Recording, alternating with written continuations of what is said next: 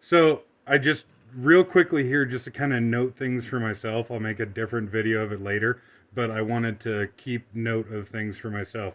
So this is the 63 PD3 Stihl carbide chain, 3/8 low profile carbide, and I looked up the like factory recommendations for the grinder, but then I actually ended up doing something different. And so what I did was on the head tilt, I did 35 degrees.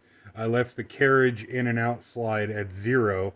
And then for the cutter angle, I went 25 degrees with with a factory Stihl grinding wheel. It's not technically the right part number from what Stihl says, but it actually worked out really good.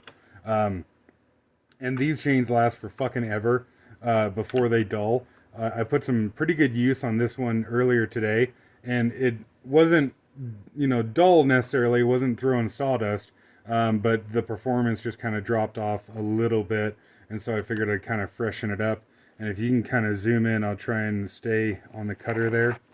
And I guess let me know what works better, light or no light. Maybe light, but towards, yeah, the angle there. Like so? Yeah. And can you see the cutter like glistening? Yeah, if I zoom in too far, it's not. Yeah. But it left a really good finish. And it seemed to have like matched the factory profile pretty well.